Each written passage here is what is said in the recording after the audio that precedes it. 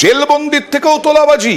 হ্যাঁ, দমদম জেলে বন্দি একজনের কাছ থেকে টাকা চাওয়ার অভিযোগ এবং টাকা না দিলে পরে অত্যাচারের অভিযোগ। বিস্তারিত জানবো, প্রতিনিধি অনিরুদ্ধ কীর্তনিয়া আমার সঙ্গে আছেন। কার বিরুদ্ধে অভিযোগ, কেন বন্দির কাছ থেকে কত টাকা চাওয়া হয়েছিল?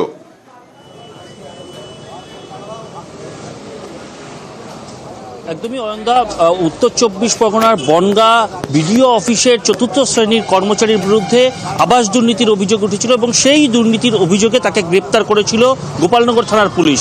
তারপরেই বিচারক তার শারীরিক অসুস্থতার কারণে তাকে দমদম সেন্ট্রাল জেলে পাঠিয়েছিল বনগাঁ মহকুমা আদালত থেকে। তাকে 24 তারিখে বনগাঁ মহকুমা আদালত থেকে দমদম জেলে পাঠানো হয় এবং গত 27 তারিখ অর্থাৎ 27শে জানুয়ারি এই দমদম জেলে থাকা এই আসামি অর্থাৎ সঞ্জয় বোস তার লয়ার আইনজীবীকে তিনি টাকা চান এবং সেই টাকা চাওয়ার জন্য তাকে চাপ দেওয়া হচ্ছে বলে তিনি দাবি করেন। 25,000 টাকা দাবি করা হয়েছে তার কাছে, যদি জেলে তাকে অত্যাচার না করা হয় বা জেলে যদি সঠিকভাবে থাকতে হয় তার জন্য এই টাকা দাবি করা হয়েছে তার কাছে। তেমনই কিন্তু সঞ্জয় তার আইনজীবীকে জানিয়েছিল। আইনজীবী এই কথা জানবার পরেই বনগাঁ মহকুমা আদালতের দ্বারস্থ হয়।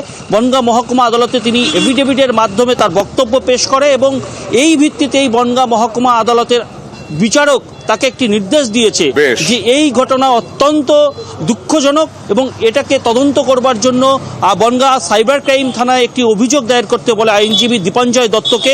সেই মতোই আজকে এই আইনজীবী দীপাঞ্জয় দত্ত বনগাঁ সাইবার ক্রাইম থানায় একটি অভিযোগ দায়ের করেন এবং এই বিষয়ে রিপোর্ট চেয়ে পাঠিয়েছেন বিচারক বনগাঁ পুলিশ ডিস্ট্রিক্টের পুলিশ সুপারের কাছে। পদক্ষেপ কি করা হচ্ছে? 2025 তারিখে গোপালনগর থানায় একটা মামলা হয়। সেই মামলার একজন অ্যাকিউজ প্রথমে পুলিশ কাস্টডিতে ছিলেন, পরবর্তীতে জুডিশিয়াল কাস্টডিতে বনগাঁ সাব কারেকশনাল হোমে ছিলেন।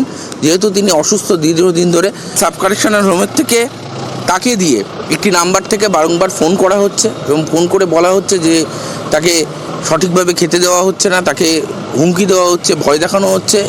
আমার ফোন আসে, পরিষ্কার বলা হয় যে 25,000 টাকা তাকে পাঠাতে হবে। আমি সমস্ত ঘটনা লার্নেড এসিজিএম বনগাঁর কাছে এফিডেভিট আকারে জমা করি এবং এসপি বনগাঁ পিডিকে ডিরেকশন দেন ইমিডিয়েট রিপোর্ট দেওয়ার জন্য।